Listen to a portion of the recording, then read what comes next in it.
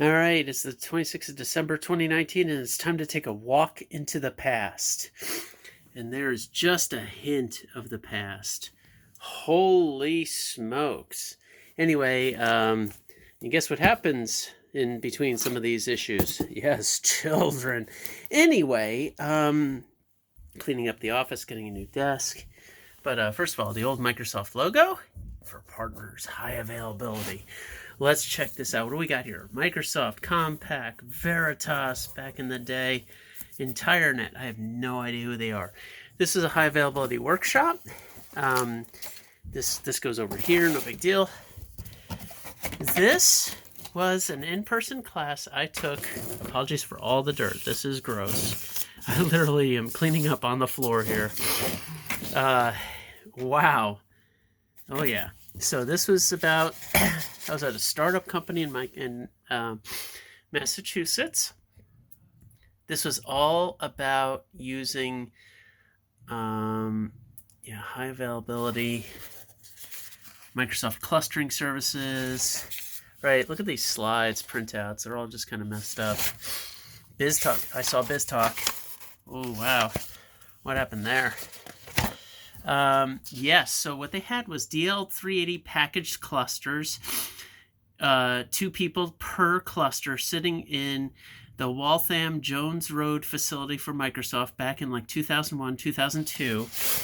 And I took this course with my boss, and I was the DBA. So yeah, this was like DL380, I think they were G2s. They were the dark gray, not that very pale off-white. But we had a packaged cluster. We had a CL380, right? The one box thing, but this was literally like this, right? So here's the RAID array and then 2 DL380s, and they were all SCSI wired together. So this is your shared disk array, and then you had local storage in each of the top ones, 6 disks per, potentially. So yeah, this was back in the day, and those departmental clusters was their focused, and you would move to fiber for the big stuff, right? But again, this was cool stuff. Holy. So yeah, jeez. Anyway, that's a bit of history. I definitely walked through all of that. BizTalk considerations. Look at this. Ooh, tape on SAN, 48 gigs per hour. Oh, remember those days? Wow. Cool stuff.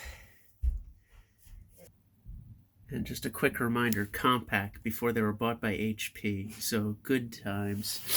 Then, this is hands-on technology transfer. I went in 2002. 2002? 2002. We just bought our house. Yeah, 2002. I went for 3 weeks for SQL and Windows, and it was going to be like a MCDBA 2000 boot camp kind of thing. Anyway, here's, I believe, some of this material. Oh no, this is a C# programming course. So this is different. This was this, and I don't know if I have any of that, the rest of that there. But hands-on technology transfer. Had to go down to Sterling, Virginia for 3 weeks to do Windows and Active Directory and then SQL. I never took the exams though, but good stuff. But yeah, look at that. Open, look at that cursor. God, please don't use cursors for the most part in SQL Server. But ascending and descending, group by. This is all, all this stuff. Look at this. Table relations. 2002. All right. So kind of the similar era. This was a C# course that I took. Oh, and I passed the exam? Wow. Through Learning Tree. Oh, yeah. So I was working at Draeger 2006 taking that course. I didn't realize. Yeah, so, I passed the course. Okay, but I didn't get a certification. I passed the course. So yeah, C#, hands-on, and right afterwards, I jumped and went to Microsoft. But yeah, look at this. Like, how to lay out your GUI, right? Oh my goodness, old school stuff. So that was that. Wow. Okay, so now we're into 2006 era. What I have over here, though, in 2005, I went to SQL Connections Conference and watched this guy speak on reporting services, Brian Larson. This book is basically untouched, but who needs a book from 2005 nowadays? Here's my .NET from there, that era, right? C#, ASP.NET. I never got serious about programming, though. Not at that time frame. Yeah, then I joined Microsoft. Oh, this is 2012, but I started shoving all this stuff in here. What the hell is this? Oh, when Occupy Wall Street was walking through town in 2011, 2009, 2010. Yeah, the anarchists. Forgot those friggin' people. Anyway, what else do we have in here? Oh, yeah, so I took courses at Microsoft even. Effective Influence. Right. I'm trying to think what else is going on. So I was part of services, which was field engineering, proactive support, and this was the first one of the first courses that I learned how to teach. SQL 2005 Performance Tuning and Optimization, Instructor Workbook, Lab Book, and Vital Signs. This is when I first joined Microsoft. They literally trained us how to, debug and everything else. Kernel memory, all kinds of cool stuff. Perfmon, such cool stuff. So that was all part of my Microsoft being a premier field engineer. Holy, first draft.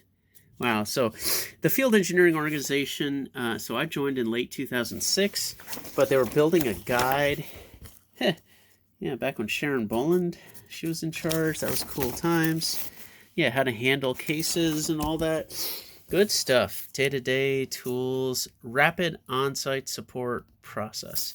Yep, all kinds of good stuff. We actually had a real handbook that people who were experienced put together.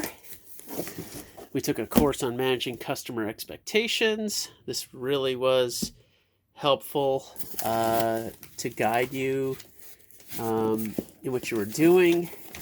There's a lot of internal stuff on different levels. That's from fiscal 2009. What do we got here? Oh, a whole bunch of old school Microsoft folders. Yeah, I doubt they're valuable since they're gross at this point. That one looks pretty clean. This one's junk, so we'll chuck that over there. Who knows if anybody would ever want that anymore. So SQL 2005 for administrators, or performance tuning optimization. I taught SQL 2008 for admins, which was two giant books, plus the trainer edition. Oh my goodness. Yeah. What other fun stuff do we have here? I'm just checking if I can actually show you stuff. Yeah, back in the day, Tony Bray giving me an E award for good work. So anyway, a little bit of history here in 2002 through about 2011, 2012 time frame. Thanks for watching.